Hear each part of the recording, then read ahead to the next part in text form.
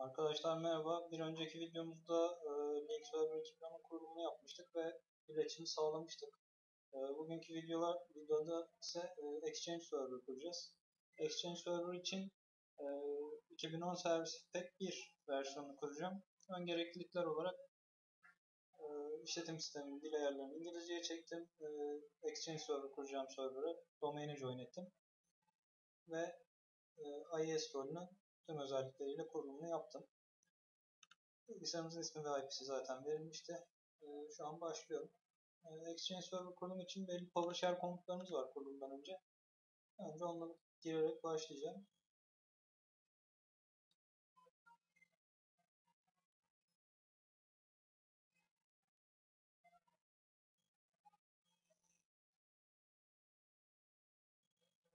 Öncelikle server modülü import edeceğim. Server manager'ı.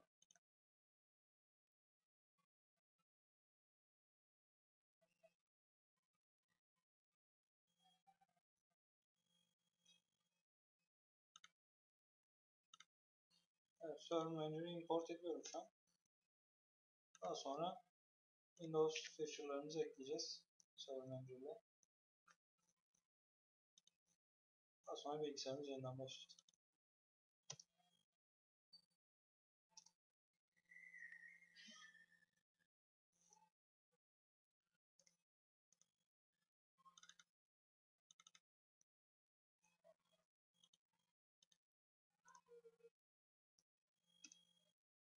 Evet, rollerimizin kurulumu başladı. O tamamlanana kadar projemize bir göz atalım. Bir önceki videomuzda Domain Controller ve Certification Authority'mizi kurmuştuk. DNS üzerinde link server için gerekli olan kayıtlarımızı açmıştık.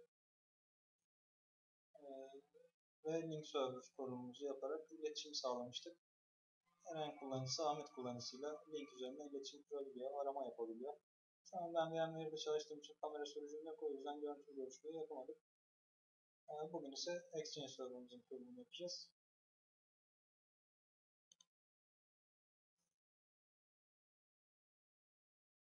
PowerShell komutumuz tamamlandıktan sonra bilgisayarımız yeniden başlayacak.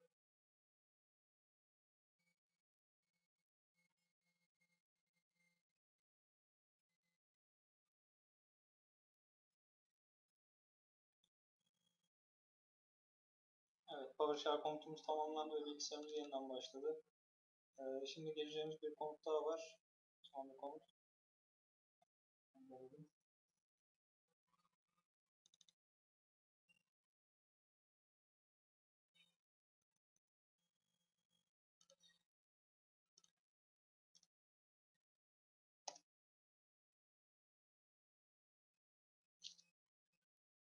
Evet, şu an PowerShell komutlarımız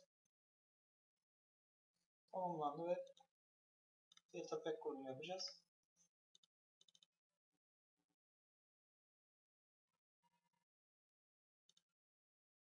Filtre pack OVA arayüzü için gerekli filtreleri sağlıyor.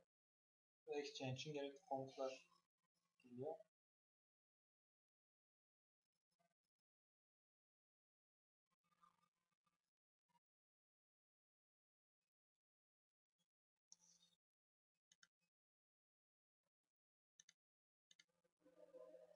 Next deyip anlaşmayı kabul ettiğimiz zaman kurulum otomatik olarak başlıyor zaten.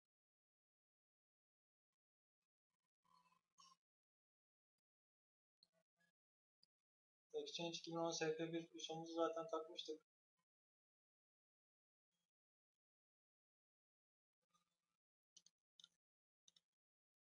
Şu an ISO'dan kurulumumuzu başlatıyoruz.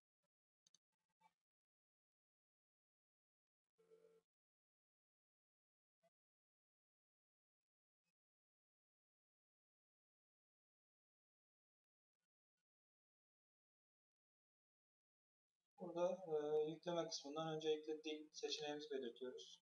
DVD'deki dilleri yüklüyorum ben komple. Dilersek bir üstteki seçeneği de seçerek internetten Microsoft'un sitesinden farklı dillerde e, yükleyebiliriz. Daha sonra Microsoft Exchange bölümüne geçiyoruz.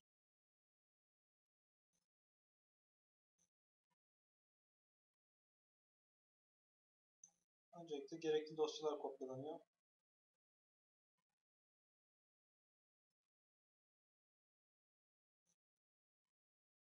Gerekli dosyalarımızın konumunu tamamlandıktan sonra Exchange 2010'umuzun setup penceresi geldi. Buradan ileri giderek geçiyorum. Lisansı kabul ediyoruz. Bu hata raporlama hizmeti. Microsoft raporlama yapmak istiyor musunuz seçeneği? Hayır diyorum. Şimdi burada tipik easy install yani hub transport, client access, mailbox ve management tools rolleri kurulu. Custom dersek ekstra seçeneklerimiz var. Mesela unified messaging gibi ve hash transport rolleri gibi kurulumları yapabiliriz. Biz tipik olarak kuracağız. Ve şu aşağıdaki seçeneği seçiyorum. Bu gerekli olan Windows Server rol varsa veya feature varsa Exchange Server için onları da kurulumu otomatik olarak yap seçeneği. İleri diyorum. Organizasyonumuzun ismini soruyor. Bu friendly bir name'dir. Ben buna bilgi adam diyeceğim. Şu aşağıdaki Active Directory izinleri ve güvenlik modelini yükle seçeneği.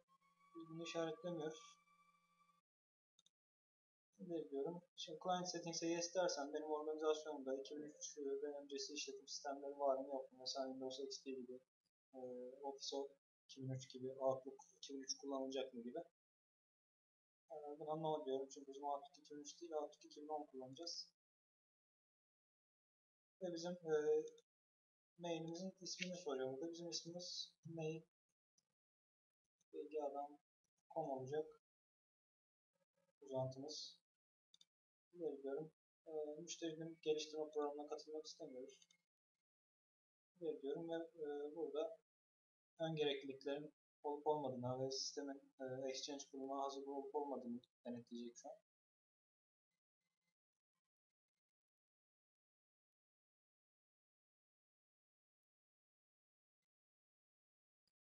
Bu tamamlandıktan sonra bilgisayarımız Exchange 2010 kurulumuna başlayacaktır. Burada bir restart pending gibi uyarılar alabiliriz. Bilgisayarın yeniden başlatmasına gerek olan bir durum varsa bilgisayar yeniden başlatılır ve Exchange kurulumu yeniden başlatıldığı zaman kaldığımız yerden devam edip etmeyeceğimiz uyarısını verecek bize. Hayırlı seçersek şu ana kadar yaptığımız ayarları tekrar yapmamız gerekir. Evet dersek kaldığı yerden tekrar readiness check'ten sonra kuruluma devam edecektir. Kurulumumuz tamamlandı.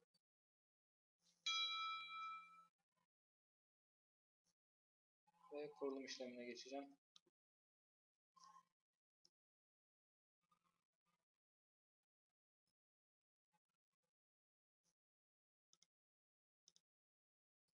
Install diyerek kurulum işlemini başlatıyorum. Şu an 12 tane rol kurulacak. Hepsi tamamlandıktan sonra bilgisayarımızı yeniden başlatıp ayarlarına geçeceğiz. Bilgisayar aslında yeniden başlatmaya gerek yok ancak garanti olsun diye ben yeniden başlatıyorum. Evet arkadaşlar, Exchange Management konsolumuz geldi. Exchange Server 2010 kurulumuz tamamlandı. Şu an bir mailbox oluşturacağız. Kuruluşumuzun ismi bilgiadam.com olduğu için mailbox'ımızda mail.bilgiadam.com olarak yapacağım. Şu an kuruluma başlıyorum.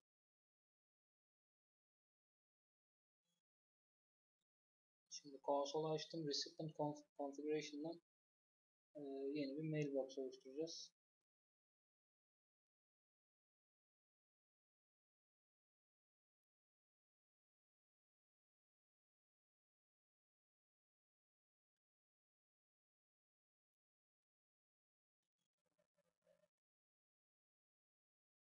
Burada yine şeylerimiz mevcut. Ayarlamalarımız. Evet, Recipient Configuration kısmına geliyorum şurada. Mailbox kısmında New Mailbox diyeceğiz.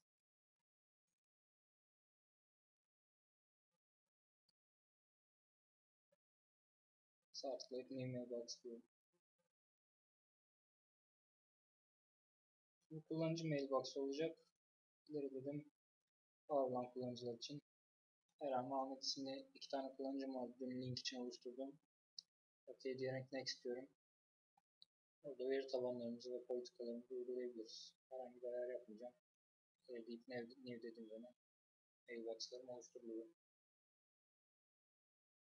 Bunu komut satırı üzerinden de yapabilirim. Komut satırına girdiğimiz zaman DC ismimiz yani bilgiadam.com/users kullanıcılar kısmına giriyoruz. /kullanıcı ismi yazıyorum ve enable mailbox komutuna giriyorum. Ama biz şu an grafik arayüzden yaptığımız için Response Configuration'daki mailbox kısmından yapıyoruz. Evet, kullanıcılarım için aktive edildi. Komut satırı komutumuz da burada gözüküyor yine. Finish diyerek mailbox'larım geldi.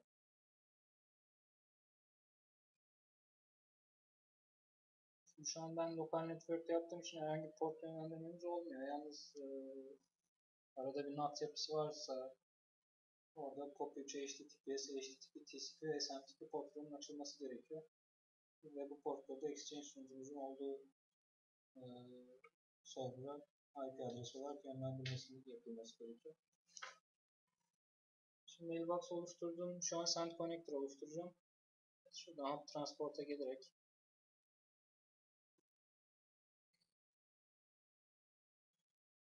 yeni bir send connectors yapacağım. Organization hub transport'tan send connectors kısmına geliyorum. Ve sağ tıklayıp new send connector diyorum. Orada send connector için bir isim vereceğim. Bilgi adam olacak ismi. Send connector'ım benim internal network'te. Yani internete çıkmak için burada interneti seçebilirim. DNS için de MX kayıtları oluşturacağız birazdan.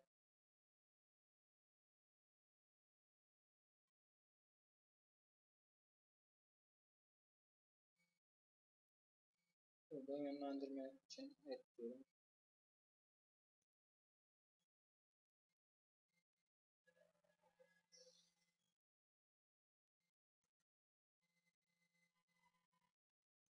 Ve buraya da SM tipimiz için bir isim vereceğim.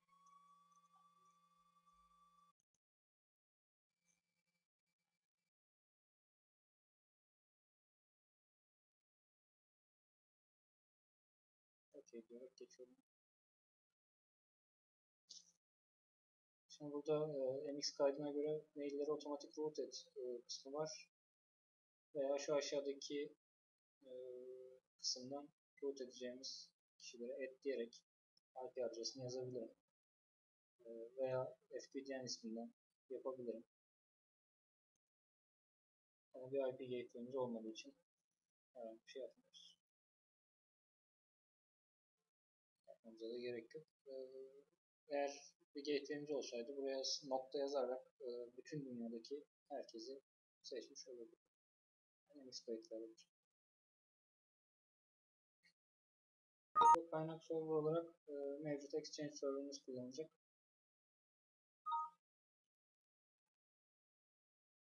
Ve new diyerek yeni send connector'ımızı yaratıyoruz.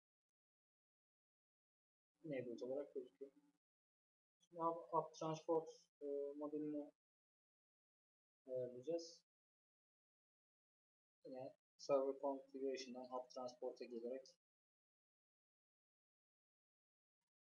default exchange'imizi seçiyoruz.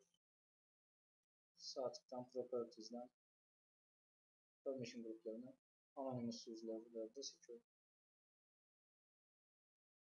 Bu dışarıdaki herkese mail atabilmemizi sağlayacak. Eğer bunu yapmazsak sadece domain içerisinde kullanıcılara izin vermiş oluruz.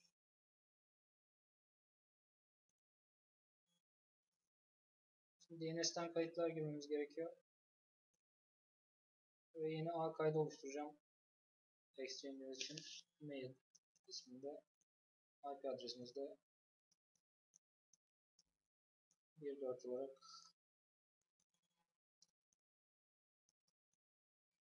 Exchange sunucumuzu gösterecek. Ve daha sonra bir de Mail Exchanger kaydı ekleyeceğiz. Bu Mail Exchanger'ımız yine Mail adında olacak. Ve FQDN mail server'ımızın FQDN yani exchange.bilgiadam.com First diyerek buradan seçiyorum.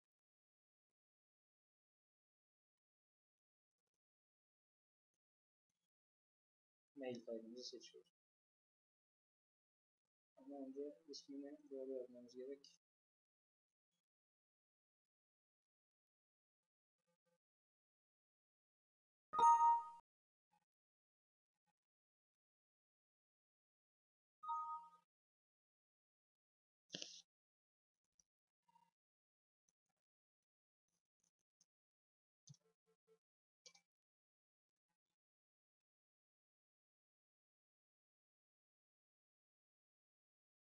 MX kaydımı oluşturuyorum.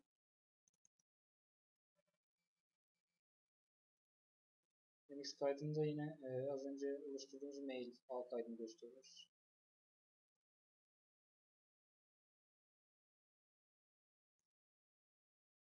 Şimdi kabul edilen domainimizi ayarlayacağız. Yine Exchange sunucundayım. Organization Configurasyon'dan Hub Transport modülüne geliyorum.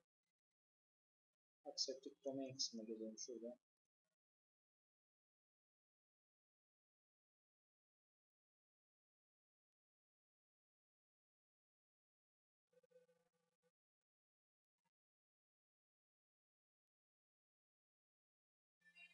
Şimdi alıcılar bu Exchange organizasyonundaysa Authoritative Domain'i seçiyoruz.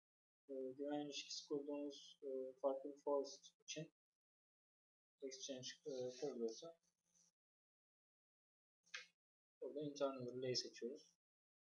Dışarıdaki bir network'te relay tizlenmiş bir Exchange sunucumuz varsa da External Relay diyoruz. Biz burada mevcut organizasyonumuz için Authoritative Domain'i seçtik. Buradan bunu değiştirmeden geçiyorum. Şimdi bir email adres polisi yaratacağız. Şu kısımda email adres policies'den sağ tıklayıp new diyorum. Yine bilgi adam polisi olsun bunun ismi.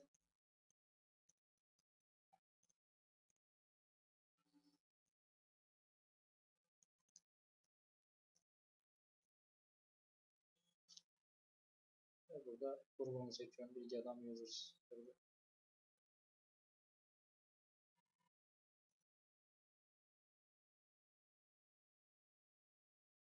Next seçiyorum. Next seçtim. Evet diyorum, burada email adreslerini seçeceğiz.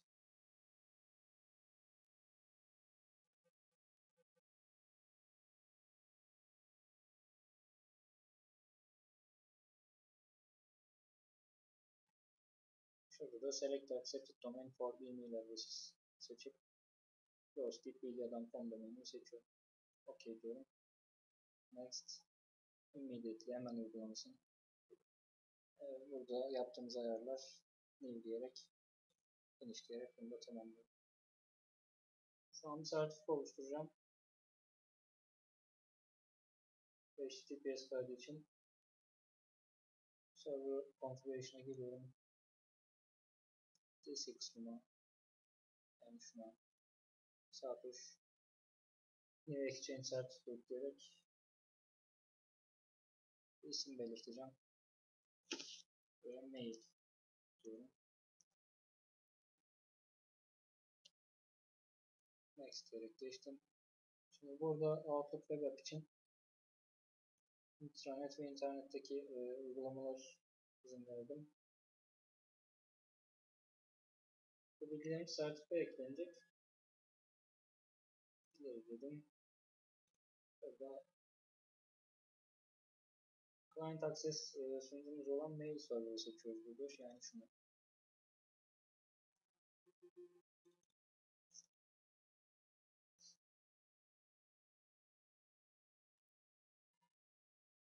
İleri diyorum. Evet, organizasyon bilgilerimizi gireceğiz.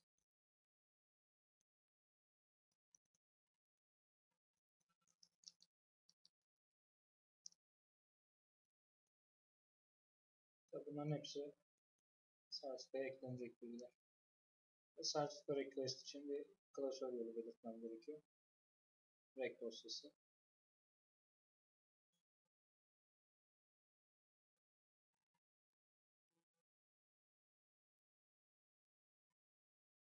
Yani bunu C altına atacağım.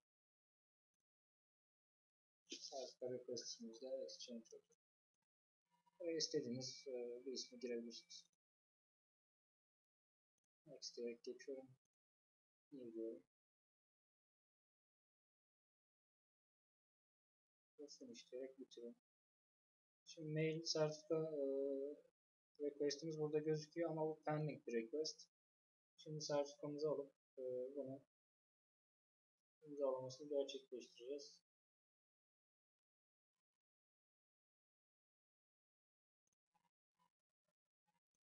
Şimdi bunu yapmak için de Internet Explorer açarak Certification Authority'ne bağlanacak. Az önce yarattığımız dosyada yine burada. Onu da göstereyim.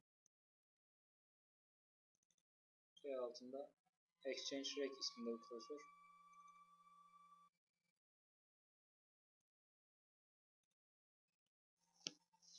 Şimdi Certification Authority'mize bağlanıyoruz.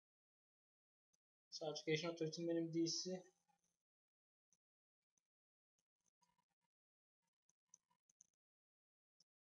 Conjert SRV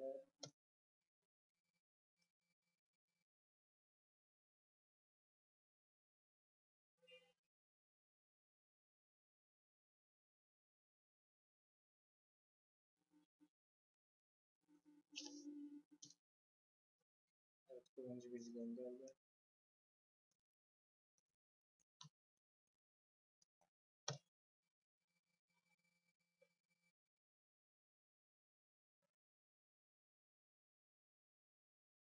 Şimdi bizim bir request kaydımız olduğu için şuradan Download a CA Certificate'i seçiyorum.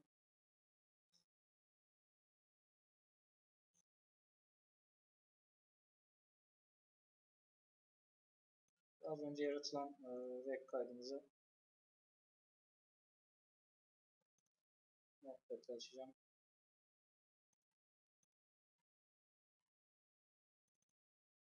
İçindeki bilgileri kopyalayacağım.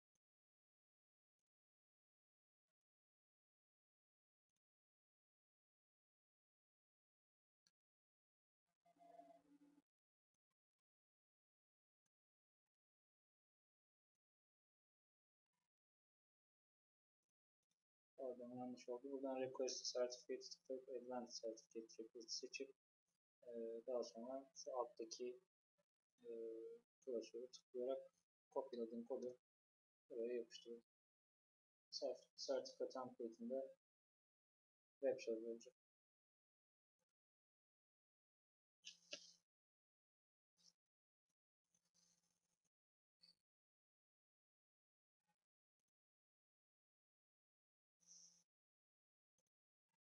User template submit diyerek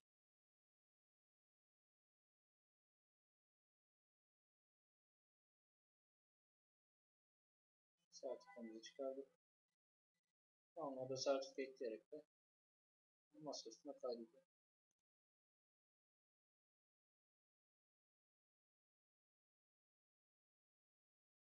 Masa üstünde durmasının bir aslında önemi yok. Yani C altına kaydedeyim.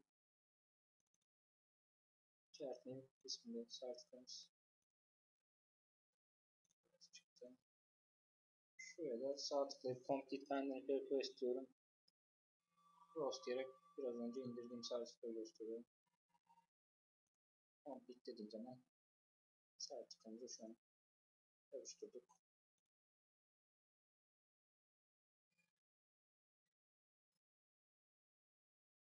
Ve son olarak da Exchange'i dışarıdan yani Microsoft Outlook ile bağlanabilmek için bir ayar daha yapacağız. Client Access kısmına gelip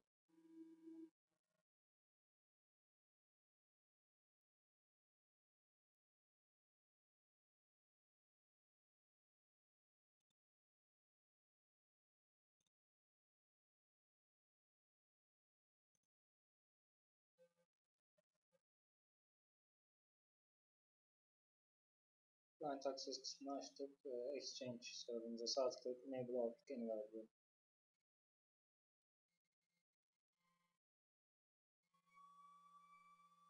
External host kısmımız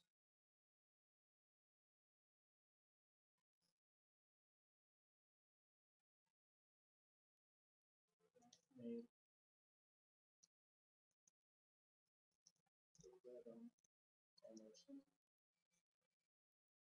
enable diyorum.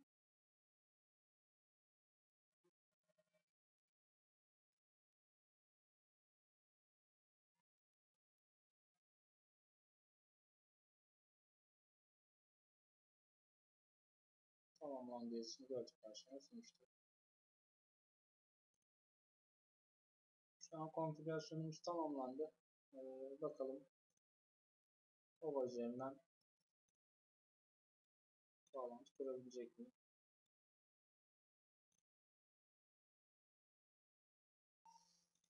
Biraz önceki sertifikamız şu an burada gözüküyor. Ve şu an client'larımdan Internet Explorer'a geliyorum. HTTPS protokolü ile mail.bilgiadam.com/ova adresine gidiyorum. Yine aynı şekilde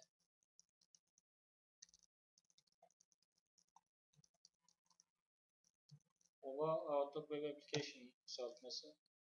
Şu an sertifikamın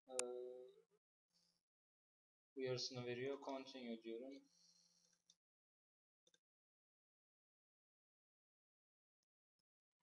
Yan kısımda Microsoft link sunucumuzu görüyorsunuz. Client'ımızı biraz sonra link ile Exchange'in şeyini de yapacağız. Entegrasyon. İlk açılışta biraz yavaş açılıyor çünkü ayarlamaları yapıyor.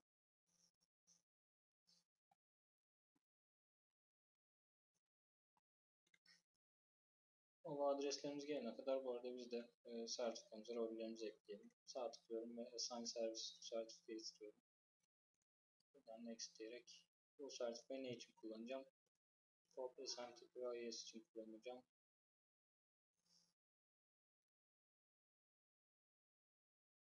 Next diyerek geçiyorum. Assign.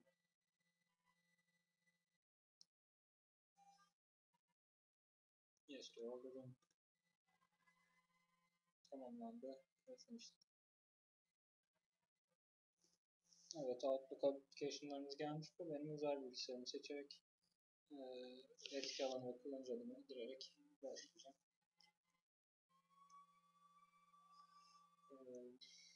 Bilgi adam Eren Martez veya Eren Martez bilgiadam.com şeklinde yazabilirim.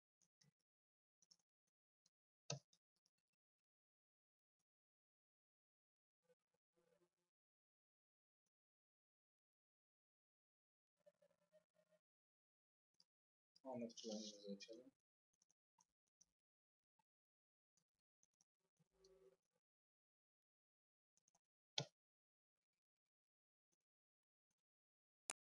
İlk kez açıldığı için dilimizi ve saatimizi soruyor.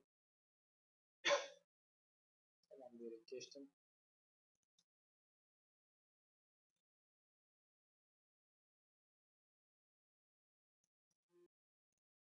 Ve şu an ovamız geldi. Outlook Web Application'ımız burada birbirimiz arasında mail atabiliriz. Bu arada az önce unuttuğumuz bir şey burada IMAP servisini de eklememiz gerekiyor.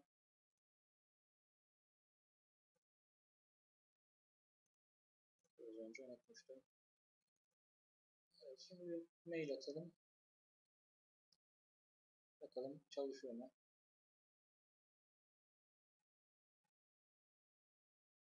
Kime atacağım? Adres defterinden seçeyim.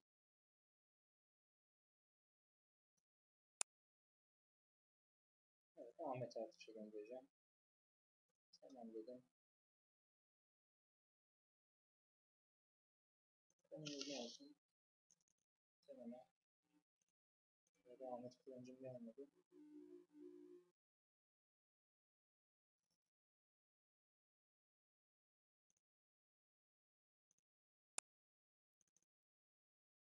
Evet, çift tıkladığım zaman böyle düştü.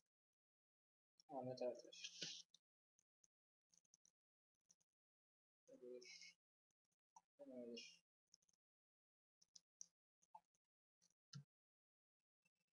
Gönder diyorum. Taslaklarını da şu an.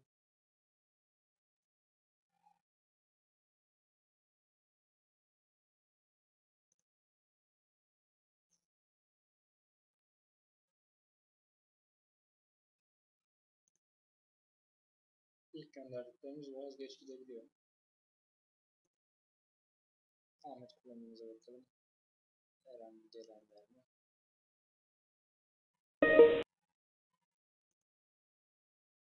Evet, test haklarından silindi.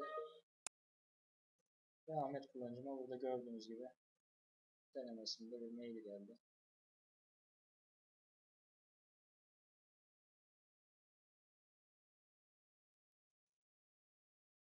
Bu bir denemedir. Kim göndermiş? Eren Aytaş. Kişi bilgisine bakalım. Telefon, e-posta gönder. Kişilere ekle diyerek. Ben ekliyorum. Eren Aytaş.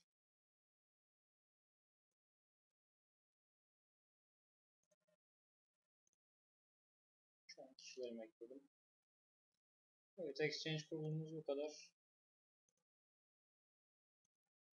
Bir sonraki videomuzda Exchange ile link entegrasyonu yapacağız.